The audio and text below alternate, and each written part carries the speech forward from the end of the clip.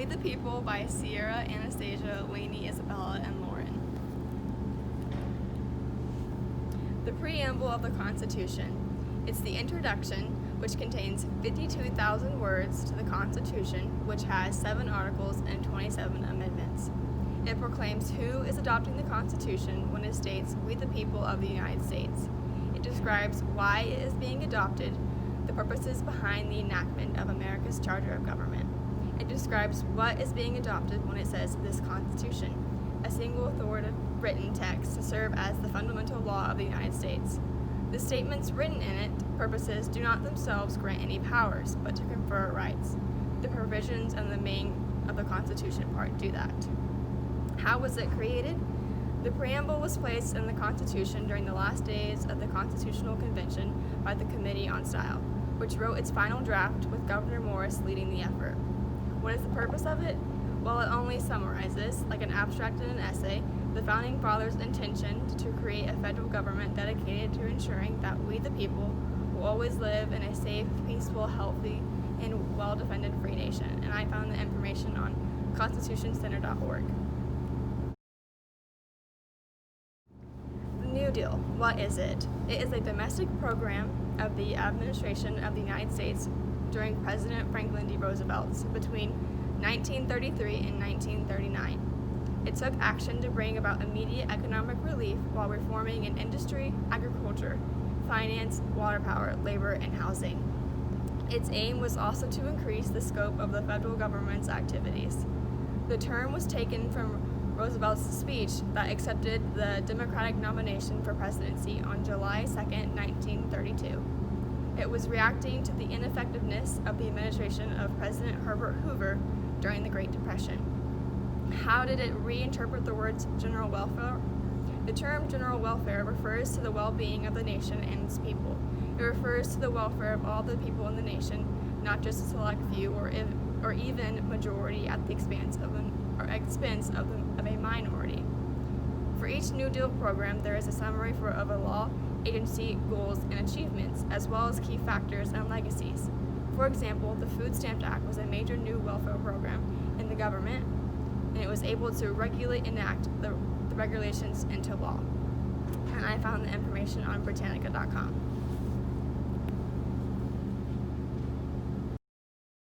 The rise of Federalists and Tenthers. To discuss the tensions between those seeking liberty and order, we first need to understand them individually. Liberty is synonymous with freedom and can be defined as the condition of being free from oppressive restriction or control by a government or other power. A right to engage in certain actions without control or interference by a government or other power. The condition of not being bound by established conventions or rules. Order is synonymous with law, rule, regulation, ordinance, statute, and can be defined as liberty versus order. In establishing a constitution, there are two conflicting goals that need to be balanced: creating a government that has the authority to maintain order in a civil society. While no direct comparison is possible between the Federalists of the past and the Tenthers of today, we can attempt to highlight some of the tensions between liberty and order once we acknowledge that today's Federalists should more correctly be referred to as constitutional conservatives, and the Tenthers should be considered advocates for constitutional conservatism. Constitutional conservatism calls for adherence to the Constitution of the United States, specifically in regards to the balance of liberty and order. By simply comparing persons or groups that believe the federal government should have broad-reaching control versus those who feel the Constitution sets for specific limitations of the Fed government and gives power to the states and people. Religion and equality, Roe v. Wade. Overall, the government has done a fairly good job of holding up the concept of freedom of religion laid out in the First Amendment. They've tried to maintain a concept of equality through cases such as Obergefell versus Hodges. However, their attempts to maintain equality have not always lined up with the beliefs of religious American citizens. According to BBC, one particular example of this is the Roe v. Wade case. This case made abortion a matter of national jurisdiction rather than state jurisdiction. Making abortion legal on the national level doesn't interfere with the freedom of religion, but in an attempt to provide more equality, the Supreme Court lost support from people of religion across the country. Obergefell versus Hodges. Another case involving the same issue is Obergefell versus Hodges, the case legalizing same-sex marriage. Another case meant to increase equality through the country, but also questioning the beliefs that came with Christian religions. According to the Constitution Accountability Center, this case quotes the 14th Amendment, and so does the Roe v. Wade case. The 14th Amendment provides individual liberty that cannot be infringed upon by the states. These two cases do not technically infringe upon our freedom of religion, but it does go against many religious beliefs. However, as stated before, the goal of these two cases was to provide more equality throughout the nation. Burwell versus Hobby Lobby and Government Evolution. According to a Pew Research Center in 2014, there was a case involving Hobby Lobby, a Christian-run home decor store. Obamacare had required that for-profit businesses provide health care that would provide contraception medications, such as the morning after pill. Hobby Lobby won the case 5-4 in the Supreme Court, stating that for-profit businesses and organizations had religious rights and in turn were exempt from providing that portion of the health care. These three cases provide evidence of the country's evolution from segregation and discrimination to equality while also respecting the First Amendment right to a freedom of religion. Over the past several years, the issue of states' rights versus national policy has become more prominent, especially during election season. The opposing parties tend to have different views on the amount of power the federal government has over the state governments and vice versa. This is made obvious by the views of the Republican Party, headed by President Donald Trump, and the Democrat Party, headed by former Vice President Joe Biden. One issue regarding states' rights is health insurance policies. State-run health insurance is known as a state-based marketplace, which according to electronichealthreporter.com is a marketplace where the state government regulates its health plan and the platform for enrollment and eligibility. State-based health insurance is typically supported by the Republican Party, while federal-based health insurance is widely supported by the Democrat Party. Former Vice President Joe Biden has openly discussed his plan to bring back the Affordable Care Act, or Obamacare. This is a health insurance plan that, according to Biden, would provide the opportunity for affordable health care to everyone. Another issue being fought over concerning state and federal rights is environmental regulation. The policies the states regulate, policies supported by the Republican Party, have positively and negatively impacted businesses, according to the World Resources Institute. These include the reduction of greenhouse gas emissions and new technology to benefit the environment. These also come with additional costs to help stay up to state standards. President Trump is known for defending his stance on keeping the federal government out of businesses, proving that he supports state-regulated laws. One of the most argued topics regarding state and federal rights is education policy.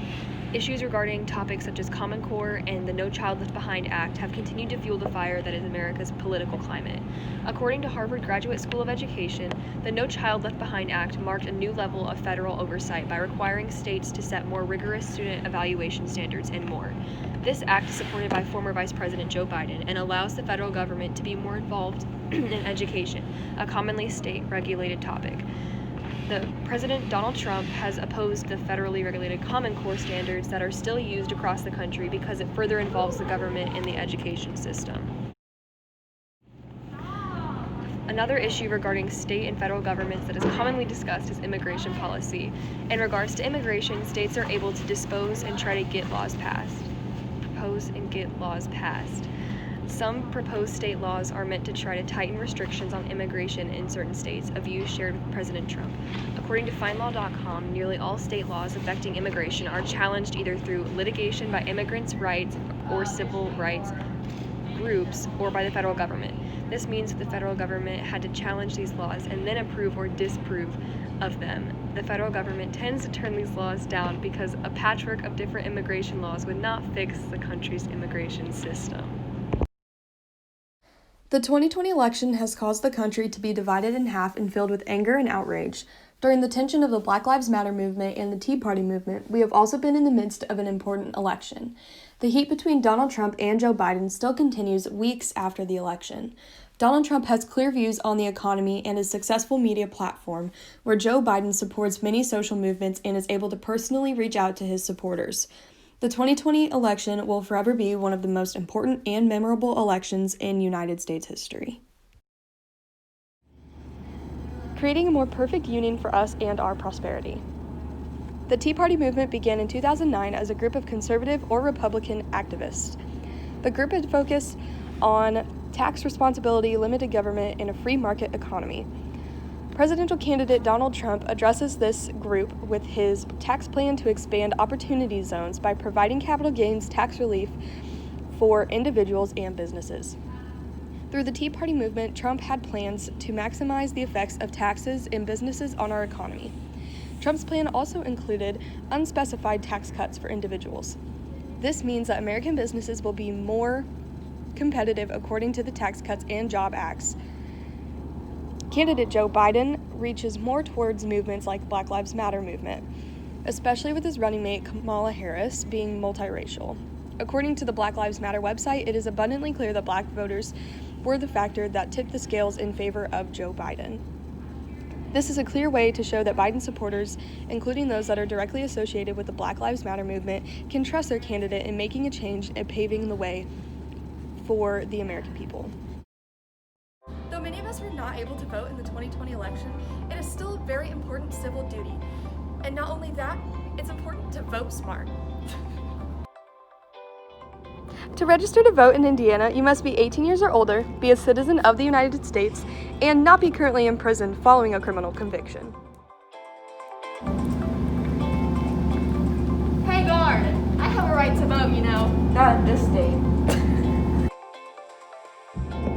It is imperative to do your research on credible sources, and that does not include Twitter and Facebook. You must research candidates for both local and national elections. Don't be a sheep. Vote for who lines up with your beliefs, not just who everyone else is or encourages you to vote for. So during the next election, do what's best for you, and we encourage you to vote smart.